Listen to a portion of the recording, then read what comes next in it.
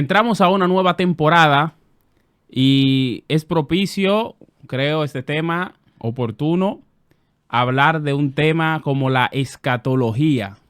Pero, ¿qué es eso? ¿Con qué se come eso? ¿A quién le interesa eso? Yo creo que la iglesia, yo creo que no está interesada en ese tema. Bueno, Pero, para analizar y entender por lo menos de manera introductoria qué es eso, pues hemos traído a una gente que ya de la casa, a nuestro hermano Cristian Martínez. claro que sí. La segunda vez me siento ya casi mente propio de su palabra es suficiente. Te prometo que no me moveré tanto hoy. Cristian, yo creo que para nadie es un secreto que este tema no genera tantas pasiones, genera muchas discusiones, Por supuesto. hay muchas posturas, muchos puntos de vista con relación a una que otra cosa con respecto a Con esto. respecto a la misma. Porque sabemos que la escatología trata de los eventos futuros, Por pero supuesto. nadie tiene una máquina del tiempo para ir y contarnos exactamente lo que es o Todo cómo lo que es. está ahí. Exacto. Entonces, eso ha hecho que mucha gente, incluso, no tenga interés en quién va a estar discutiendo este tema, si nadie sabe al final, si Si ni ya tú ni Cristo yo. viene y punto, y se acabó. Lo importante es salvarse. Ujú. Entonces, a mí me gustaría, maestro, que usted nos ayudara con este tema, a ver lo importante, la importancia de él. Y Ujú. me gustaría de manera introductoria que usted me introdujera qué es eso de la escatología. Bueno, gracias Jonathan por esta invitación que nos hacen y de verdad que me siento muy feliz y orgulloso. Brevemente, antes de definirte la escatología, yo fui como extraño porque desde que yo me convierto hace casi 30 años, me interesé por la escatología. Y en el transcurso de la conversación, yo te daré 3 razones del por qué hay tantas confusiones y de hecho desinterés. Que yo lo he visto, me lo han dicho y lo he comprobado. Pero vamos, ¿qué es la escatología? La escatología es una palabra compuesta por 2 palabras griegas, que significa literalmente últimas cosas, el estudio de las últimas cosas. Pero como rama de la teología sistemática, la escatología se encarga de estudiar los eventos por venir. Aquellos eventos que en el momento que se escribieron fueron futuros y los eventos que desde nuestra perspectiva guardan su fiel cumplimiento. Ok, Literalmente, el estudio sistemático de las profecías que restan por cumplirse. Eso es escatología, ok, ok. simplemente. Pero me parece interesante. Pero, ¿y a qué se debe que usted entienda que no haya tanto interés en saber, entender los tiempos? Porque eso es preocupante en ese sentido. Si hay Muy, cosas, muy preocupante. si hay cosas que, si vamos a tomar, por ejemplo, lo que el Señor dijo, que cuando ustedes vean la higuera, ¿verdad? Ujú. Ustedes tienen que saber que el verano se acerca. Por supuesto. Entonces, eso nos habla como de hay que entender los tiempos en que estamos viviendo para nosotros evaluar Para algunas saber cosas. cómo manejarlo y comportarnos. Yo recuerdo antes de, cuando yo era muchacho, eso Hace mucho, hace un ¿verdad? poco, cuando yo era muchacho, uno escuchaba y de hecho hasta uno podía predicar acerca de que Cristo viene, estamos en los últimos tiempos, pero uno como que lo tenía tan lejos, honestamente. Pero, Lo creía y como que no lo creía tan cerca. ajá, pero ya hoy día uno ve las cosas, que la guerra, que la hambre, que las pestes, y ya uno dice, Muy, muy, muy tocable. Muy ajá. Entonces tocables. uno dice, mírame, óyeme, uno predica esto, pero realmente es que los tiempos están ya A ley de hit. a ley de hit. Entonces, parte de entender los tiempos y la escatología creo que nos ayuda, ¿verdad?, a entender esta rama de la de la, teología. de la teología sistemática. Yo veo, hay 3 razones que yo he podido ver y constatar de por qué hay tanto, en algunos creyentes, poco interés en escatología. Son 3. Desconocimiento, desmotivación y especulación. Desconocimiento. La mayoría de creyentes no se le enseña escatología. Es una crítica constructiva que nos hacemos, que se nos enseñó a sentir muchas cosas, pero no a pensar muchas cosas. Y si el creyente no se le enseña la escatología per se, no va a tener interés.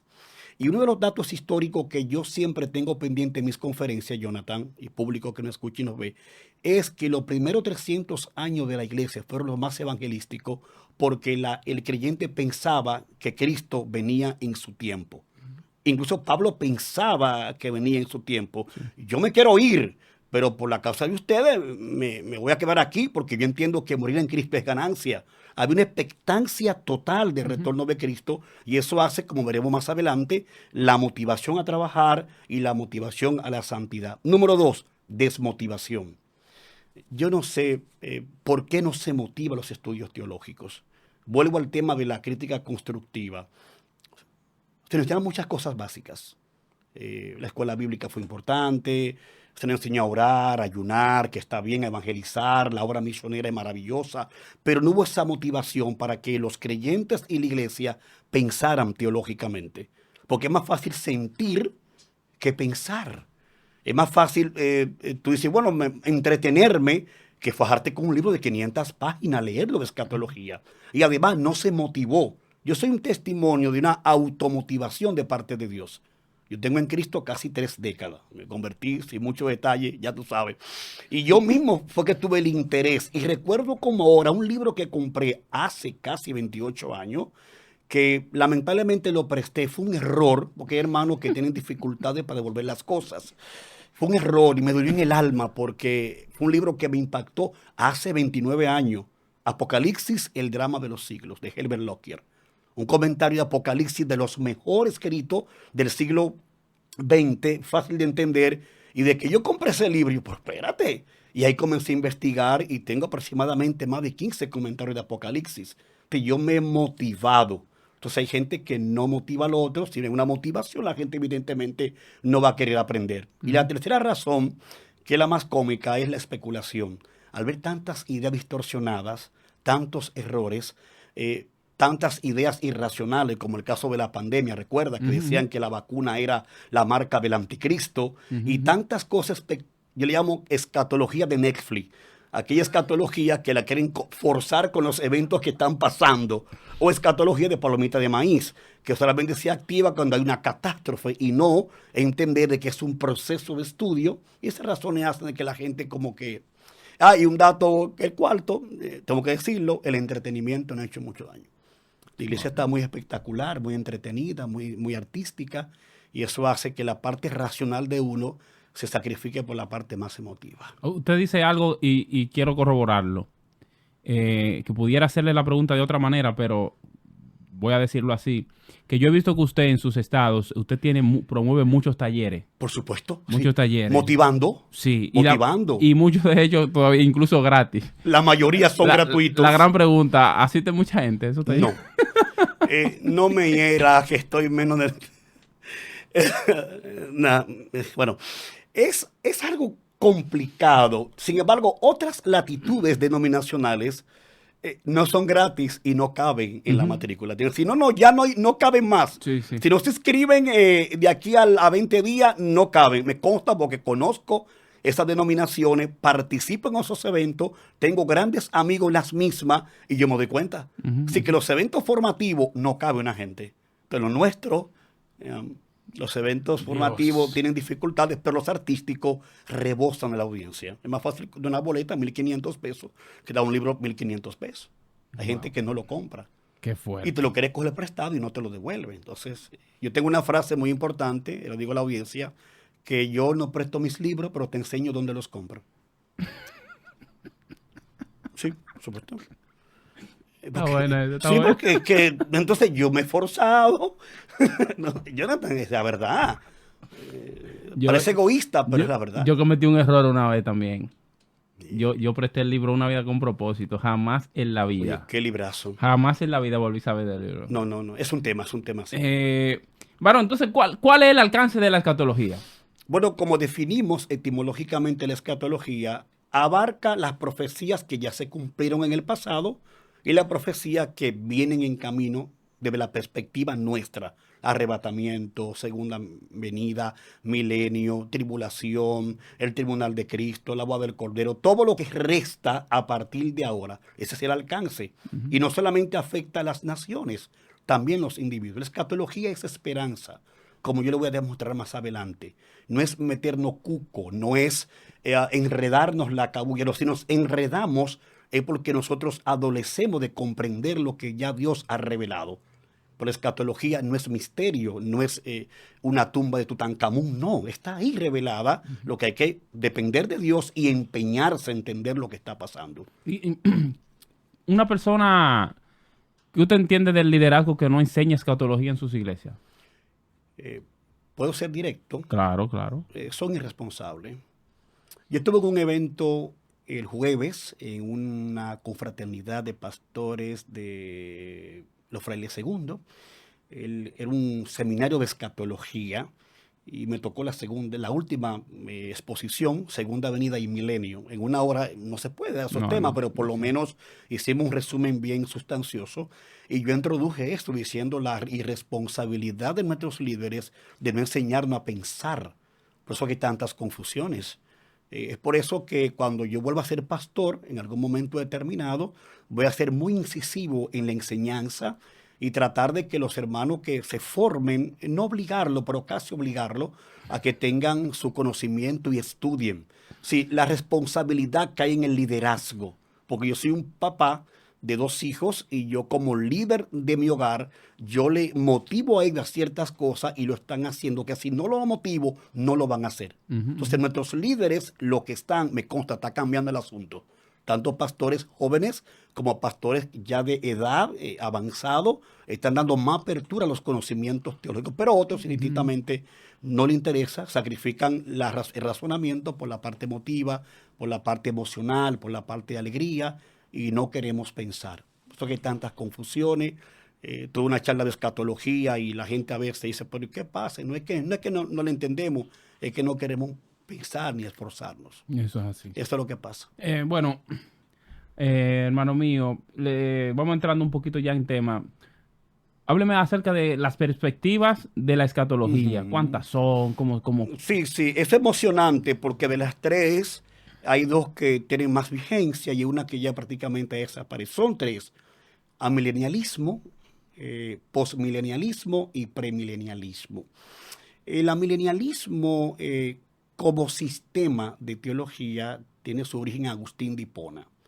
Es importante señalar esto a la audiencia que los primeros 300 años de la iglesia era totalmente premilenial, exceptuando Orígenes de Alejandría, que por su método de interpretación alegórica tenía ese tema como de amilenialismo, pero no era la posición mayoritaria. Así casi todos los teólogos de esa generación, 300 años, eran todos premileniales. El amilenialismo, por lo regular, niega que habrá un milenio terrenal, si un reino terrenal, sino un reino espiritual, y que según ellos se está cumpliendo ahora. Son de la cosa más extraña entre la etapa comprendida entre la primera venida y segunda venida. Sí, ellos no niegan el milenio, lo que lo espiritualizan.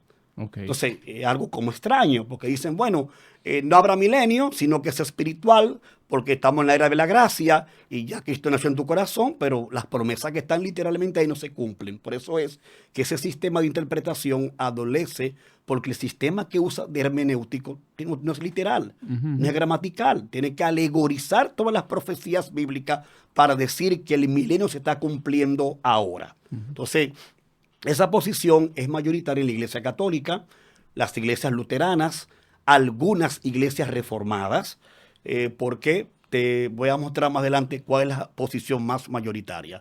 El postmilenialismo es muy minoritario y coincide con el amilenialismo de que niega que hay un milenio terrenal, sino es algo espiritual y que según ellos, cosa parece fantástica, es la iglesia a través de la predicación que va a traer el milenio. Y cuando yo lo traiga, son cosas que yo no entiendo, ahí viene Cristo. Se atribuye a John Whitby el origen de esta posición, que de hecho está prácticamente anulada, pero fue popular con los teólogos post de la Reforma, siglo XVII, siglo XVIII, los puritanos eran postmileniales, pero ¿cómo te explica que la predicación del evangelio va a traer el milenio? Sí, se cae de la mata. Entonces, la posición mayoritaria en las iglesias evangélicas, tanto pentecostales como no pentecostales, tanto carismáticas como no carismáticas, es el premilenialismo. Simplemente que el milenio viene cuando Cristo viene primero, premilenial, en su segunda venida. Entonces se instaura el milenio literal, sea un reino literal, no un reino de que espiritual. Y es la única posición, porque es la más coherente, como yo digo a un amigo. No es que, vamos a ver con la coherencia, ¿por qué es la más coherente? Una, respeta el texto en su estado normal.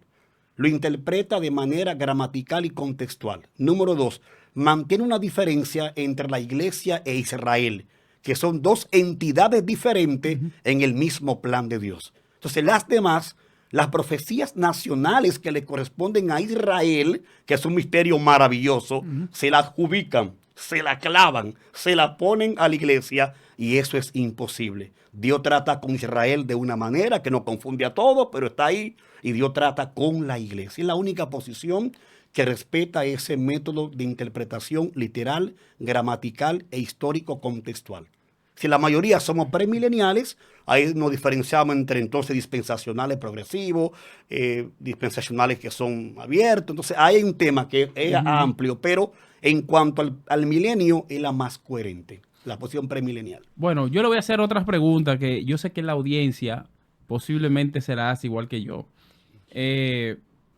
Lo que pasa es que Apocalipsis es un libro que confunde, tiene demasiada cosa extraña, tiene muchos símbolos. Entonces, ¿cómo saber cuándo yo voy a interpretar un pasaje de manera literal, cuándo es simbólico? Por ejemplo, un dragón de 7 cabezas, 7 cuernos. ¿De qué estamos hablando? Que salió del agua. Entonces, alguien viene y me dice, no, lo que pasa es que para tú entender eso tienes que leer Daniel.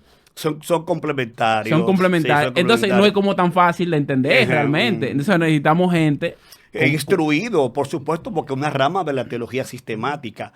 Lo primero es que Daniel, Apocalipsis, Zacarías, Ezequiel y otros más pertenecen a la literatura apocalíptica, que es un tipo de literatura, como la sapiencial, como la poética, como la histórica, la narrativa, la biográfica, la epistolar. Son géneros literarios.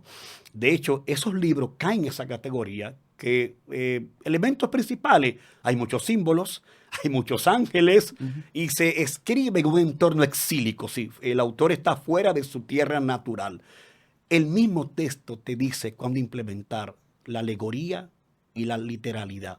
Tú sabes que Apocalipsis capítulo 2 y 13 es simbólico, porque son dos bestias. Que vi una señal, una mujer en el cielo, ¿verdad? Que era un hijo varón, te no puedo decir que fue una mujer literalmente que parió un muchacho. Que el dragón que tiene 7 estrellas, 7 diademas, son reinos. Entonces, el mismo texto te exige cuando es normal y gramatical. Entonces, ahí vamos a respetar las normas de la hermenéutica. La primera, la Biblia es su propio intérprete. Sí, leer el texto en su estado normal, ver los contextos anterior, posterior. Sí, son elementos que van como constituyendo una sabia interpretación. Y evidentemente dependiendo del Espíritu Santo. Porque cuando uno alegoriza todo, la autoridad final es en el intérprete. Porque cuando todo alegorizamos, todo tiene una interpretación. Porque yo creo que esa mujer es la iglesia. No, yo creo que esa mujer es Israel. Exacto. Yo creo que esa mujer es María, como dicen los católicos. Entonces, cada quien ejerce su autoridad en el texto y no se desprende del texto. Entonces, para eso también utilizamos auxiliares. Yo lo que poco que sé por la gracia es porque tengo auxiliares, tengo comentarios. Leo grandes escatólogos que nos llevan la ventaja de los idiomas originales. Entonces, hay personas que quieren entender Apocalipsis. Hasta cualquier libro, si no hay auxiliares, evidentemente tú vas a tener inconveniente. Pero ciertamente requiere más esfuerzo. Entonces, la escatología. Yo le hago ese comentario porque yo he escuchado personas incluso, ese texto que hay en Apocalipsis dice que el Señor venía bajando y tenía una inscripción en el muslo que decía Rey de Reyes. Señor, bueno, estaba que Jesús tenía un tatuaje. O sea, que Jesús hay gente que lo ha dicho, evidentemente. Entonces, es un tema complicado para el que no se expone al estudio. Exactamente. Entonces, hay gente que sabe sacar los textos de contexto para justificar. Para hacer un pretexto maravilloso. Eso pasa por lo regular. Entonces, yo creo que de ahí una de las importancias de saber del tema. Por supuesto. Bueno, otra de las cosas que me gustaría preguntar, ¿cuál es la importancia en sí de la escatología? La importancia como tal. Mira, tengo un material ahí, pero yo la voy a decir, voy a partir de mi experiencia y de lo que he visto. La escatología te lleva a la santidad. y te lleva a la santidad, entender de que como Cristo viene, tú debes estar preparado. Es provechosa, como todas las escrituras, te da esperanza. Hay una anécdota, perdón la audiencia que no recuerdo el texto, me gusta dar las fuentes de mi anécdota, pero una anécdota real, sacada de un escatólogo, que él decía que en un seminario X de Estados Unidos había el vigilante del seminario estaba leyendo Apocalipsis. Y los jóvenes, seminaristas, con todo su orgullo, con toda su hermenéutica, exégesis y ya tú sabes, erudición, le pregunta uno al caballero que estaba de vigilante que si le entendía lo que leía, pero en un tono de prepo. Y él le dijo, sí, yo entiendo, simplemente que Jesús ganó. Sí, en el sentido, ¿cómo sí? Porque a veces todos los detalles no vamos a entenderlo, pero nos da esperanza de que Dios tiene el control total de la historia y nuestra historia y Él ya ganó. Nos encaminamos a esa victoria. Por lo tanto, me da esperanza. Yo me levanto todos los días porque sé que Cristo viene y me da esperanza. La escatología te da confiabilidad de las Escrituras, porque las profecías dictadas por Daniel hasta 500 años antes de Cristo se han cumplido fielmente. Incluso la historia general lo confirma. Del imperio medo-persa, de Babilonia, del griego, del imperio romano. Todo está de una manera totalmente bosquejada y clara. Te da a entender de que nuestro Dios tiene el control de la historia. Y otro que nos lleva a trabajar. Cuando entendemos que Cristo viene hoy, que ese hoy es en breve, no que viene hoy en una hora. Si vengo en breve significa vengo en cualquier momento. Esa expectancia del retorno de Cristo nos pone a producir, nos da ánimo a continuar. Es por eso que Pablo pensaba que Jesús venía en su tiempo y quería llegar a Roma. Si quiero llegar a Roma. Y no fue a España porque murió en Roma. Por la intención era llenar todo el mundo conocido por la expectancia de que Cristo venía en su tiempo. Por eso es provechosa. Y creo incluso que se ha investigado que los primeros 300, digo esos 3 siglos porque fue lo más importante a nivel evangelístico, se debió a que la iglesia tenía pendiente el retorno de Cristo ya. Entonces, cuando hay una baja en la laboriosidad de la iglesia, hay que buscarlo por ahí. A veces no queremos que Cristo venga por diferentes razones. Y no quiero especular, pero hay gente que está viviendo hoy como que si Cristo no viniera. No, está fuerte esa. Porque su estilo de vida lo demuestra. Entonces, es un tema delicado, pero cuando hay poca expectación de Cristo, hay más comodidad y, por supuesto, un poquito más de mundanalidad. Hay un famoso predicador que creo que a todos nos impactó.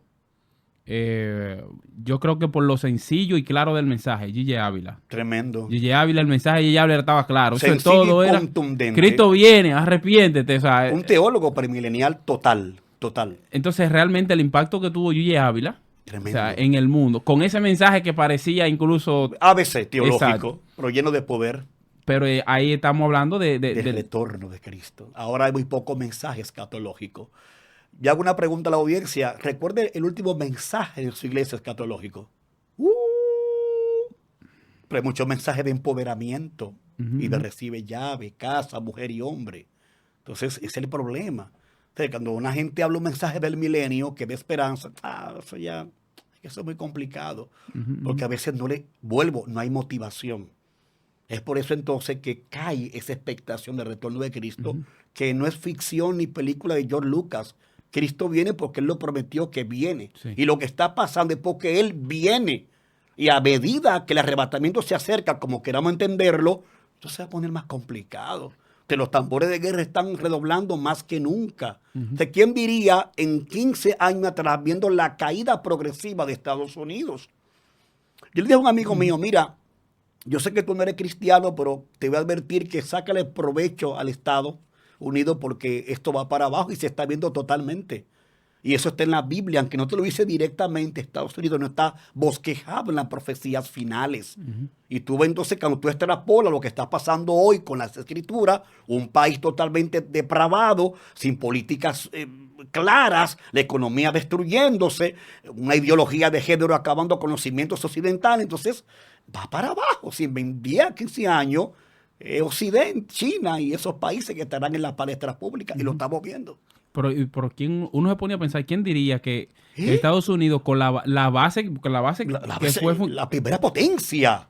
porque vamos a ver los principios con los que se fundaron Protestante totalmente, los puritanos. entonces hoy es todo lo opuesto. Todo lo opuesto, enemigos de la verdad. Ese en Dios confiamos lo tienen ellos de papelito, de muñequito tipo Simpson.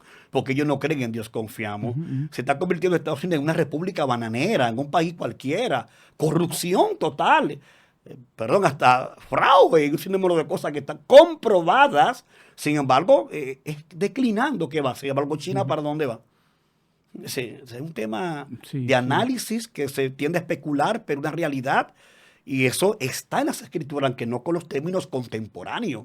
Porque un libro que tiene su historia, en un lenguaje histórico, tenemos entonces que depender de Dios para ver las coyunturas que están pasando. O sea, que es interesante uno entender nuestro contexto histórico, Por el supuesto. tiempo en el que estamos viviendo. Y yo creo que de cara a eso, pues eso nos hace hacer un balance. Un balance, consagrarnos más, establecer prioridades. Porque si Cristo viene hoy, ¿por qué tanto materialismo en nosotros? Eso es fuerte. Está buena pregunta. Sí, sí, está fuerte. Bueno, si Cristo viene hoy, ¿por qué estoy tan vanidoso y quiero mostrar lo que no tengo? Si vine desnudo y me voy desnudo, yo no me llevaré la jipeta en la caja de muerte, ni me llevaré el iPhone 18 cuando salga. O sea, es un tema delicado. O sea, ¿tú entiendes que el hecho del poco manejo escatológico nos ha hecho desenfocarnos acerca del inminente retorno de Cristo? Totalmente. Sí, y aparte de eso, no hemos descuidado, porque viendo expectancia de la eternidad, nos convertimos en más materialistas. Sí, si yo no anhelo el cielo, ¿qué anhelo? La tierra. Es como, bueno, no quiero hablar mucho porque una persona que sale de una enfermedad psicológica, no digo el nombre, ¿verdad? Pero evidentemente viene a cantar al país en algunos meses y yo me sorprendí cuando vi el post, los afiches en la calle y yo no pensaba que era esa persona porque de hecho como un concierto cristiano se llama terrenal. ¿Cómo así? Vale? Entonces, evidentemente un Pero, cantante, sí, terrenal se llama el concierto. Pero lo terrenal es lo opuesto a lo celestial. Ay, Dios Lo mío. terrenal es lo opuesto a lo divino. Sí, la tierra y el mundo, en términos teológicos, están opuestos. Como dice Pablo, miren arriba, pongan las miradas en Cristo, la mirada arriba. Entonces, este cantante, evidentemente muy famoso, ya en el mundo a nivel espectacular, con diferentes situaciones y que no comulgo con él, ya no, antes sí. Entonces, tú le pones ese concierto terrenal. Entonces, Ay, Dios ¿por qué no mío. celestial? ¿Por qué no divino? ¿Por qué no cielo? ¿Por qué no arrebatamiento? Bueno, seguimos en otro tema. Es un tema. Es un tema. Es un Quiero, tema que hay quiero que... escribir sobre eso. Estoy frenado porque es una persona que sale de una enfermedad, estaba enferma, entonces no quiero que se malinterprete un ataque personal, pero eso me dio, yo no lo conocí, y yo, ¿por qué no puede ser que se llame terrenal? Entonces, ahí significa ver que la prioridad es la tierra y no Dios, no el cielo. ¿Usted cree que hay gente que está tan cómoda aquí que no quieren que Cristo venga, varón? Yo no sé si no quieren, pero inconscientemente parece que no quieren. Porque tu estilo de vida denota tu grado de fe. Es como le explicaba una audiencia juvenil, no es que la comodidad sea mala, sino que la comodidad muchas veces nos acomoda tanto que nos olvidamos de lo que viene mañana. Es por eso que a veces Dios nos quita cosas para que entendamos que no somos de aquí. Y a veces nos pasan cosas para que entendamos que no somos de aquí. Y como le explicaba un hermano ayer también conversando, a veces Dios sabe que no nos da muchas cosas para que no nos olvidemos de Él. Porque hemos olvidado que nuestra ciudadanía está en los cielos, no aquí, no terrenal. Que ese mensaje incluso escasea también hoy Pero día. escasea, Jonathan, y no es que estemos criticando, no, es que la realidad objetiva. Ese grito de Gille, Cristo viene, está muy mermado. Ahora es Dios bendíceme y dame lo mío. No, yo me he dado cuenta de algo que es peor. Yo me acuerdo que antes uno no transigía con esa parte, el saludo cristiano evangélico. Era Dios te bendiga. Dios te bendiga. Ahora es bendiciones. Sí. Hemos quitado a Dios incluso del saludo. Sí, y no es que está mal, pero como que poco a poco somos tan postmodernos que queremos sacar los conceptos religiosos. Es como una crítica que yo tengo que ahora es centro de adoración, no iglesia. Técnicamente no está mal, pero se pierde el simbolismo sacro de que ese lugar es un lugar para adorar a Dios. Sí, para muchas asambleas hoy neocarismáticas, la palabra iglesia no le gusta, sino casa, centro, y no es que sea malo en sí mismo, pero el término correcto es eclesía, llamado del mundo para ser diferente, una asamblea diferente, que es la iglesia. Entonces, esos términos que se ven como tan contemporáneos, tan bonitos, van como sacando la esencia misma del cristianismo histórico. Entonces lo peor es que le quitamos el concepto de iglesia adelante. Ya si usted le quita ese concepto, ya todo lo demás cabe. Todo cabe porque es algo más abierto, de hecho, de que más inclusivo, que es un término tan medio complicado. Pero a mí me gusta no los retro, sino lo bíblico. Aunque hay cosas que son extrabíblicas, que no son malas, como los nombres, pero se le quita sacralidad a las cosas. Por eso es que la iglesia debe ser la iglesia y ese mensaje escatológico debe ser presente, porque la esperanza bienaventurada es el retorno de Cristo. Si Cristo no viene, vana es nuestra fe. Si Cristo no resucitó, dice Pablo, y por implicación no viene, somos los más infelices de este planeta Tierra. La esperanza de la iglesia es el retorno de Jesucristo. Sí. Para que se haga la justicia verdadera. Es ahí cuando nosotros vamos a ser saciados. Aquella que dice, bienaventurados los que tienen hambre y sed de justicia, porque de ella serán saciados. Es ahí, en el milenio, en su retorno, porque ahora lo que aquí es menos justicia. Wow, es que el tema está conectado prácticamente con todo. Para la vida, para la vida. O sea, en el momento que yo, como líder o pastor, le doy prioridad a otras cosas dentro de la iglesia y digo, bueno, vamos a darle oportunidad a conciertos, avivamiento. Y que no está mal, es parte de la iglesia. Pero el tema es el centro. El centro. O sea, cuando el mensaje de Cristo viene, ¿para cuándo? ¿Para cuándo? Hay tiempo para todo menos para hablar de eso. Hay tiempo para todo menos para nosotros. De mucho empoderamiento, y está bien, mucha prosperidad. Es que hay más coach. Hoy hay más coach. Más coaching que predicadores. O sea, no hay, de hecho, los famosos en la iglesia contemporánea son los artistas, por lo regular, y la gente que va mal espectáculo. Nadie quiere una foto con un escatólogo, pero sí con un cantante. Nadie quiere una foto con un escritor exceptuando Cristian, que va a un evento y va a un lugar que vi a Antonio Cruz, a Juan Valdés, fui con mi libro que compré y el otro y le busqué la firma, te la subí. Muy poca gente, pues sin embargo, como un cantante y una celebridad. De hecho, son celebridades muy cosméticas y hasta ridículas. Yo vi uno por ahí de que hasta maquillándose. Se han caído en una categoría de una barbaridad ridiculesca, payasística totalmente. Gente con trascendencia. Tu vida privada es tu vida privada. Sin embargo, esos son los que captan más la foto. Eso es un tema. Bueno, el tiempo apremia y ha avanzado, pero me gustaría que usted nos dé algunas recomendaciones en torno a esta introducción de la escatología, ¿verdad? Hemos visto su importancia, hemos visto el alcance. Todo eso, ahora sí, de manera resumida, para las personas que no... Primera vez que van a escuchar esto, porque tal vez incluso en sus iglesias nunca han escatología del término escatología. No, alguien pensó una vez que la escatología era un demonio. ¿Cómo así? Sí, yo tengo mucha historia de gente que cree que la escatología, la homilética, la hermenéutica eran espíritus malos. Es por la concepción. Entonces, yo digo, primeramente, no es difícil, aunque ciertamente hay ramas que hay que aprender. No es difícil. Número 2, desea que Dios te ilumine. Número 3, invierte en el conocimiento. Porque yo mismo me convierto en una iglesia muy tradicional, de hecho independiente, que no apoyaba los institutos bíblicos. Y yo, cuando Dios me llamó, yo empecé a invertir en mi conocimiento.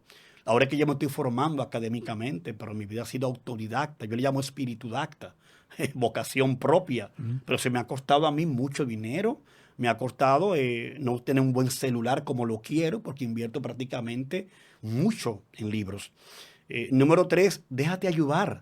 4, hay gente que no quiere dejarte ayudar. Sí. Número 5, asista a los eventos de enseñanza. Número 6, anhela aprender. Y número 7, exige en tu iglesia que se hable de esto. Exígelo. Exige, pastor, pero yo no veo que se tocan temas escatológicos. Ese maestro está más perdido que Lola. Busca una gente que enseña ahí. Vamos a formar. Es así, hermano. Uno tiene que Dios mío. exigir en el sentido de demandar que haya una formación teológica en nuestras iglesias. No importa cuál sea, porque otros lugares lo hacen. Y me consta porque yo me alimento de ahí también y veo los procedimientos. Entonces, y buscar libros que te ayuden, que hay muchos libros. Y más ahora con la virtualidad, hay un viaje de libros semi-gratis, para no decir otra cosa, que se pueden conseguir. Pero en síntesis, anhelar aprender. Bueno, ¿usted tendrá algún otro curso pronto de escatología? Sí, el de escatología por lo regular yo lo daba presencial. Ok. Ya por la demanda regional e internacional, gracias a Dios tengo estudiantes fuera del país, incluyendo Isla Canarias, Oh. sin echármela, pero tú sabes cómo es. Me voy a ver forzado a hacerlo digital. Estoy trabajando en eso para eso mismo, para llegar lejos, porque se puede. Recomiendo, tengo una página muy importante en Facebook que se llama Conociendo la Teología Dispensacional, donde servimos como editor, subiendo artículos de estos grandes. Escribo algunos de mis conferencias, pero en sí son escatólogos de renombre, tanto que están con el Señor y están presentes. Yo edito sus artículos o capítulos y los subo a disposición del pueblo. Eso es Conociendo la Teología Dispensacional y es muy interesante. Y siempre y cuando haya una conferencia, métase ahí y aprenda porque es parte de... Si no le funciona gratis, póngale $100. No, los cursos son pagados. Ok. Las conferencias son gratuitas, pero los cursos no, porque son capacitaciones, tanto internacionales que invito como un servidor. Y gracias a Dios tengo un grupito, un remanente que a veces llega a 30, 40, que son fieles. Y me sorprendo por la fidelidad, pero uno quiere más. No por los ingresos, sino para dar el conocimiento. Pero no puedo hacer mucha alegría ni muchos parios en el aire. Hay un sector que no le interesa esto. Yo estoy apostando a nuestros hijos, a los que vienen ahora, porque hay un grupo que está viciado de construcción, que lamentablemente no dice que no importa el conocimiento, que solamente basta candela y punto. Wow. Es un tema de candela medio extraño. Bueno, varón, el tiempo se nos ha agotado. ¿Tan rápido? Sí, pero le damos gracias que usted ha sacado una vez más el tiempo para poder compartir de este tema. Apenas esto es la punta del iceberg. Por supuesto. Esto es la introducción. Pero sabemos que es un tema que necesitamos como iglesia y necesitamos también no solamente que la iglesia entienda, sino que la sociedad entienda cómo se ve esto a la luz de la Biblia, ¿verdad? Cómo se ven los acontecimientos y lo que está Eso no da ocurriendo. esperanza. Sí. A la gente realmente le motivamos a que pueda seguir con esta serie que apenas empieza. Correcto. Y esperamos tenerlo nuevamente por aquí. Yo soy tuyo y una frase final, más escatología, más temor de Dios. Wow, está buena esa. Dios le bendiga a todos. Dios le bendiga. Esto fue Profundicemos.